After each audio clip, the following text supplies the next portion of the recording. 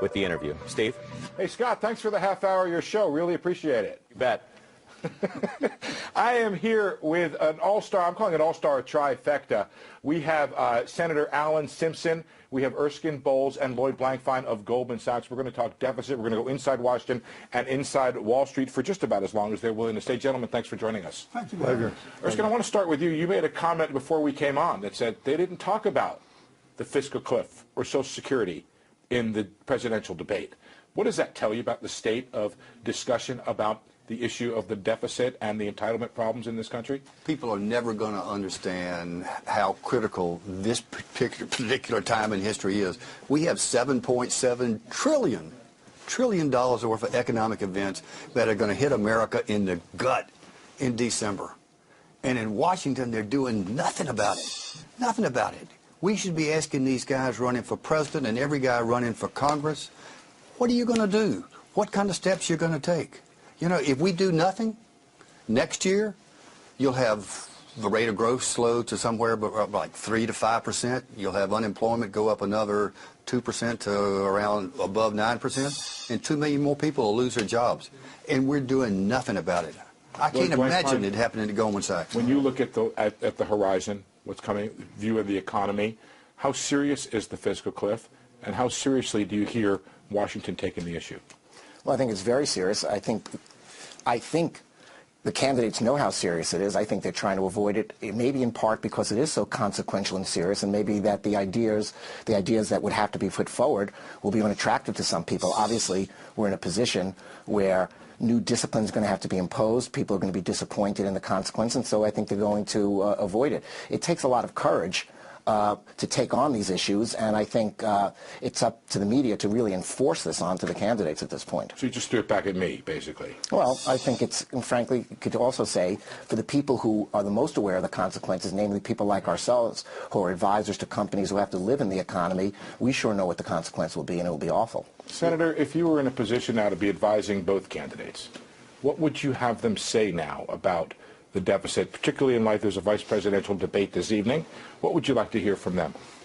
Well, I think you'd want to tell them what $1 trillion is. I know that's a silly exercise. Just say, well, let me tell you something about us, this country. If you spend $1 a second, you wouldn't hit $1 trillion for 32,500 years. And if you spend $1 million a day since the birth of Christ, you wouldn't be at $1 trillion. And the Big Bang Theory of the universe happened 13,600,000,000 years ago. That ain't even close to $1 trillion. And we owe 16 of those babies.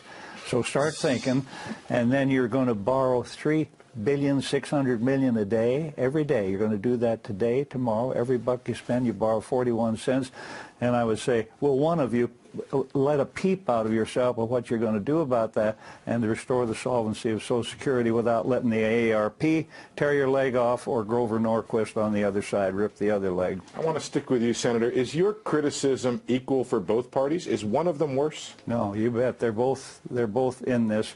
They worship the god of re-election. They're figuring all that and how to duck every hot issue before November 6th, and then Erskine says the whirlpool of $7 trillion going to hit us like a rainstorm. You know what I'd say here, the fiscal cliff is obviously an important issue, and if we don't get through this moment, you know, there's going to be just a lot, it'd be horrible, and what else I'm going to say may not even matter in the long run. But assuming we get through the fiscal cliff, we have to get our budget on a sustainable path where it's predictable. In other words, we may get through the fiscal cliff by deferring it, or by having something where in the long run it's not sustainable because our budget deficit will keep growing wider and wider, in which case the people who have to make decisions won't regard it as a real long-term solution. What we really need to do is fix the economy of the United States on a sustainable basis so there's some predictability, so people don't stand on the sidelines, and so they go and invest, and so jobs get created, and other people come. Let me stop you right there. Yeah, sure. Are you hearing from clients when you look at what's happening right now in the economy, in the book of business that you guys see every day? Are people standing on the sidelines? Is it something that's affecting the economy right now? Oh, absolutely.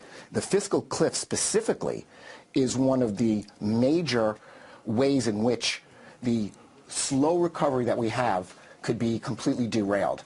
You know, hard landing in China, euro collapsing, problems in the Middle East, and fiscal cliff is probably paramount in that area. We just met with Yeah, a tell them dozen, that. That's fascinating. of the largest high-tech company CEOs in the country 2 days ago.